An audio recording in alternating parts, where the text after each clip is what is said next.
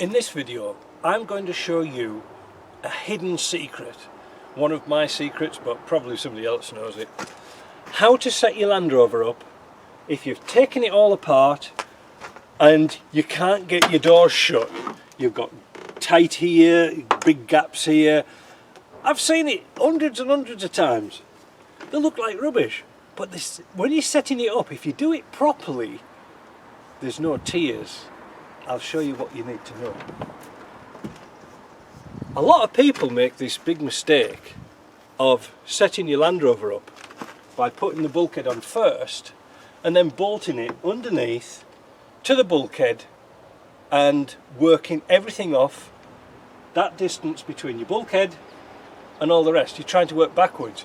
And what you'll end up with at the back of here is a gap. Right? You'll end up with a gap here. So what the biggest mistake is, I don't know if you can see that, I can't see my screen today. On the back of the Land Rovers, this is pre-TD5, remember, so lots of people are building pre-TD5 Land Rovers. And the reason for that is that the TD5 had an adjustable tangs on the back of the cross member. That's cheating. We're going to do it the old school way. The first thing you do is you bolt your back body onto those tangs, not the other way around. Don't put the bulkhead on first. Put this on first. All right? Bolt it all up nice and tight. Moving towards the door, under here there are some brackets and some shims usually. Now some are on like brackets that are adjustable up and down and backwards and forwards, but some Land Rovers have got fixed brackets and some shims. Now I'm going to show you this clearly on my Land Rover inside the shop, but you'll perhaps understand. So one of the crucial points, you've got your Land Rover on, the next you've got your back box on, next thing you put your bulkhead on here. Once your bulkhead's on, put the bolts on, put the bolts through the bottom, and then put a couple of little washers under here. If you can see here, I have two washers on between the bulkhead and the frame, and they were on originally, and this is sort of our master adjustment, sort of. Later on in the video I'll show you exactly what I mean. Bolt it up so it's tight, alright, because this bulkhead cannot move up or down. It can only move backwards or forwards, or it can tilt. This gives us two datums to work off. We've got the back fixed on, so we know we can't move that way, and we've got this datum fixed on, so we can't move up and down. Correct? Okay. The next bit, you'll see why I've got this plastic stick in a minute. The next thing you do is you put this, underneath here you've got like a sill rail, galvanised one. Again, I'll show you this later on in the video. You bolt that to the bulkhead. Again, you cannot move that part up or down. It's fixed. You can move it in and out because it's on slots, but you can't move it up and down. Alright? Then it bolts on under here. Now that is allowed to move a little bit, but the key to it is this. Remember, this is fixed here. You can't move it up or down. You want a big square, all right? A big square. Now this has obviously got carpets in and trims and things like this, but you'll get the idea. You put your set square on this trim, and you're going to make sure this is absolutely square here. Now again, I'll show you on the other Land Rover because I can't set the camera up to have a look at different angles.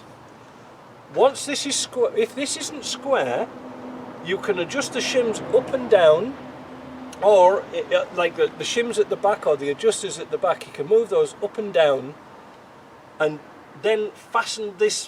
There's a bracket under here, you'll have all seen them.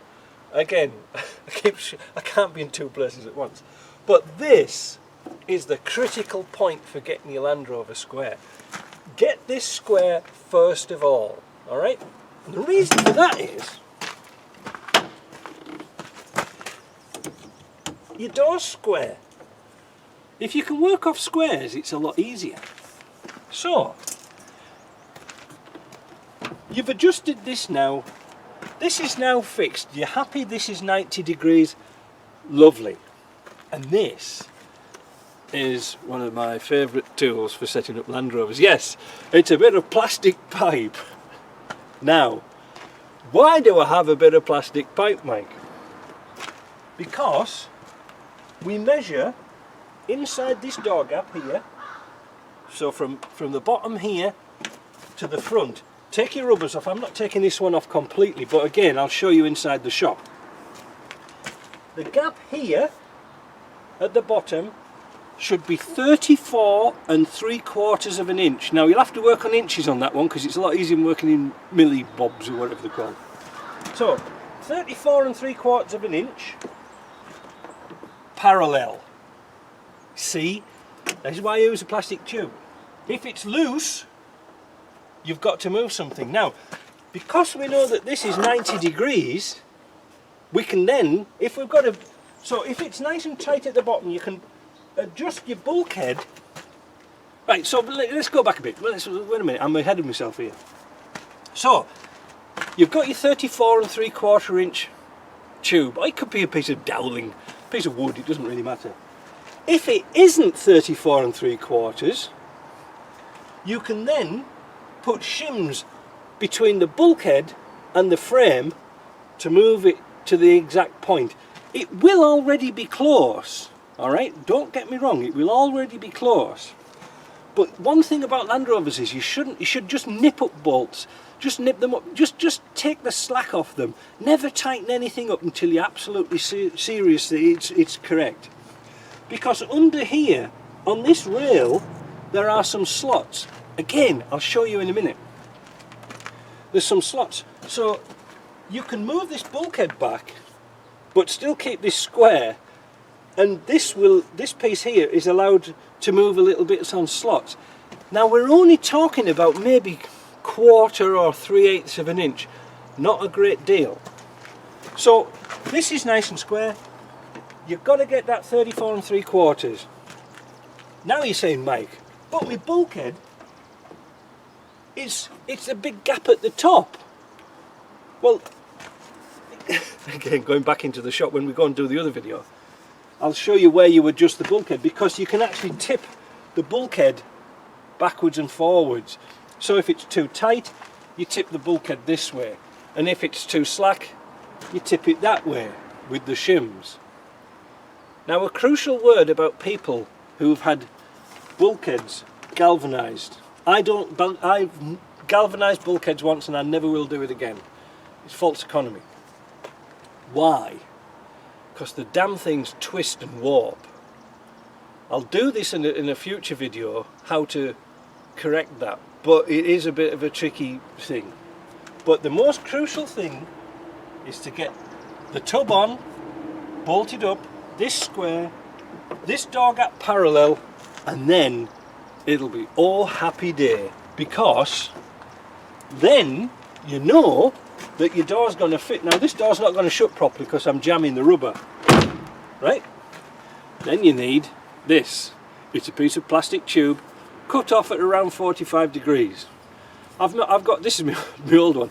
And what we used to do when we were fitters at work, when we were measuring pump flanges, so that when we were putting a pump on a motor, to get it the parallel, totally parallel, we used to use little wedge gauges in the top and the bottom, and just use your sort of fingers and just judge where it is. So what you're going to do is this. This is crude as bugger, it doesn't really matter about that. You're going to put your finger on different distances from the end, and because it's like a taper, it's going to get wider, narrow at the top. So by putting your finger here, you can go to your door gap, put your thumb in, and set your door gap. And you do that here. So first of all, what you're going to do, and you can see this is factory, it's absolutely spot parallel, look. It's beautiful, because it's never been buggered about with. If you've got your 34 3/4 inch here, the door, forget the rest of it, it's all going to fit perfectly. Honestly, believe me, it's all going to fit. So that's it. Now, I have seen people force this, you know, trying to get this to come back, and they're forcing it, and you'll flex and twist your wing. Your wing will end up coming out either all bored because it's got nowhere to go, because your wing can only go backwards and forwards. There is a little bit of wiggle room tipping, but not much. I'll come to that in a minute. So that's about it really, and once you've got that, it's a dream. Now this door doesn't look quite well because it's not shut properly, but believe me, it really is shut nice. So I'm going to go in the shop, and I'll probably do this handheld, so it might not come out quite right, but you'll get the idea.